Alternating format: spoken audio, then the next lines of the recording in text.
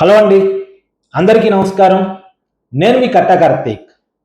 పరకామణి చోరీ మీద నేను ఆంధ్రప్రదేశ్ హైకోర్టు చేసిన కామెంట్స్ తర్వాత అయినా వైసీపీ ఆలోచన ధోరణి మారుతుందా?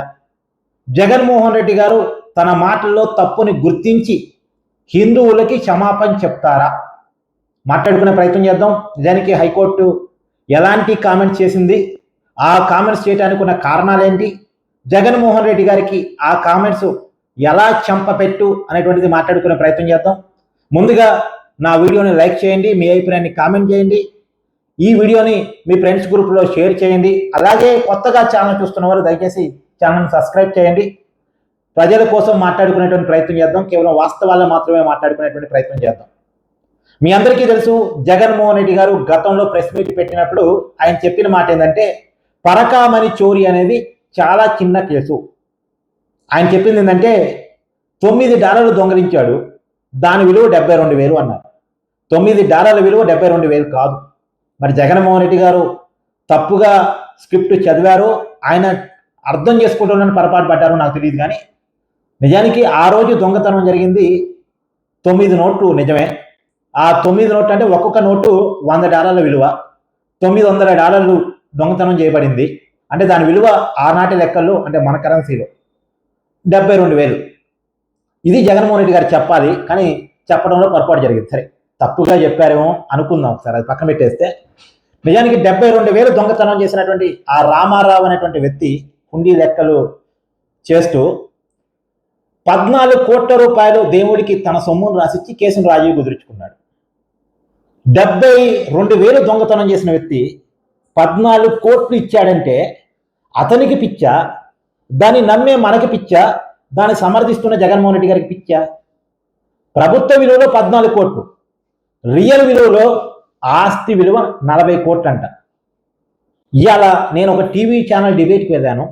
ఆ టీవీ ఛానల్ డిబేట్లో వైసీపీ అధికార ప్రతినిధి, మళ్ళీ వైసీపీ అతనే, వైసీపీ అధికార ప్రతినిధి చెప్పడం, ఆ 14 కోట్ల ప్రభుత్వ ఆస్తి ఏదైతే ఉందో మనం చెప్తుంది, దాని రియల్ వాల్యూ 100 కోట్లు అంటున్నాడు.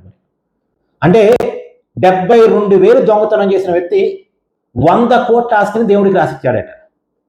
కొంత విచిత్రంగా మీకు అనిపించట? ఆ 100 కోట్లు అతని దగ్గర ఎక్కడివి? ఆ రామారావు అనేటువంటి వ్యక్తి దొంగతనం ఎవరైతే చేశారో అతను కేవలం ఒక టీటీడీ ఎంప్లాయ్, 40,000 జీతం. 40,000 జీతం చేసే వ్యక్తికి 40 కోట్లు ఎక్కడివి? సరే, వైసీపీ లెక్కల్లో 100 కోట్లు ఎక్కడివి? ఎక్కడివి అసలు? ఎలా వస్తాయి?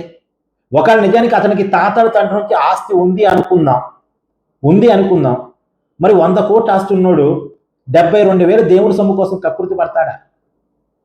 అసలు ఒక ఎంప్లాయీగా టీటీడీలో ఉంటాడా? 100 కోట్లు ఆస్తుంది అనుకోండి, ఒక చిన్న ఉద్యోగం చేస్తాడా? సరే, దేవుడి కోసం చేస్తున్నాడు అనుకుందాం, సర్వీస్ కోసం, దేవుడి సేవ కోసం చేస్తున్నాడు అనుకుందాం. దేవుడి కోసం సేవ చేయటం కోసం ఉద్యోగం చేసేవాడు దేవుడి సొమ్ము దొంగతనం చేస్తాడా? ఎక్కడో లాజిక్ కుదరట్లే. అంటే ఈ 100 కోట్లు 40 కోట్లు, మరి ఆస్తి విలువ ఎంతైతే అంత దొంగ సొమ్ము కాబట్టే దేవుడికి రాసిచ్చాడా? మరి అంత దొంగతనం చేసిన వ్యక్తిని జగన్మోహన్ రెడ్డి గారు చిన్న దొంగే కదా, చిన్న దొంగతనమే కదా అని ఎట్లా సమర్థిస్తారు? అసలు అలాంటి వ్యక్తితో ఎలా ఆనాటి టీటీడీ రాజీ పడింది? అసలు మొత్తం అతను దొంగతనం చేసిన ఆస్తి ఎంత? ఎన్ని సంవత్సరాలుగా దొంగతనం చేస్తున్నాడు? మళ్ళీ పైగా వైసీపీ వాదిస్తుంది అతనికి కేబుల్ నెట్వర్క్ ఉంది, అతనికి రియల్ ఎస్టేట్ వ్యాపారం ఉంది, అలా డబ్బులు సంపాదించుకున్నాడు అంటున్నాడు. నిజానికి అతని cable network, real estate network ఉంది. అంత పెద్ద ఎత్తున సంపద వస్తున్నప్పుడు ఈ 72,000 దేవుడు సొమ్ము కోసం ఆశపడతాడు? అక్కడ కూడా రాజీ కుదరట్లే. అంటే వైసీపీ అనుకోకుండా జగన్మోహన్ రెడ్డి గారు తప్పుగా మాట్లాడటం వల్ల అది తప్పు కాదు అని ప్రూవ్ చేసుకోవడం కోసం నానా తిప్పలు పడుతుంది, 100 అబద్ధాలు ఆడే ప్రయత్నం చేస్తుంది. కానీ ప్రతి అబద్ధంలో కూడా దొరికిపోతాము. నిన్న హైకోర్టు చెప్పింది ఏంటంటే, పరకామణి చోరీ అనేటువంటిది అది దొంగతనం మాత్రమే కాదు, నేరం మాత్రమే కాదు, అంతకంటే ఎక్కువ అని చెప్పింది. అంతకంటే ఎక్కువట. ఎందుకు ఎక్కువ? అది హిందువుల మనోభావాలకు సంబంధించిన విషయం.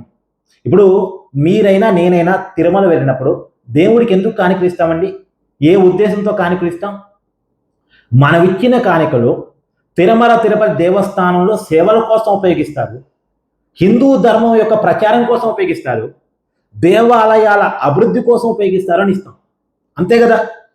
అది హిందూ ధర్మం కోసం ఖర్చు పెడితే, దేవాలయాల కోసం ఖర్చు పెడితే, లేదు సేవల కోసం ఖర్చు పెడితే మంచి కోసం ఖర్చు పెడుతున్నారు కాబట్టి ఆటోమేటిక్గా ఆ డబ్బుల వల్ల కలిగే మంచి మనకి అంటిద్ది, మనకి మంచి జరిగిద్ది అని ఆశతోటి దేవుడికి కానుకలు వేస్తాం. దేవుడికి కానుకలు వేస్తే మంచి జరిగిద్ది అంటే అనుకున్న లాజిక్ అది.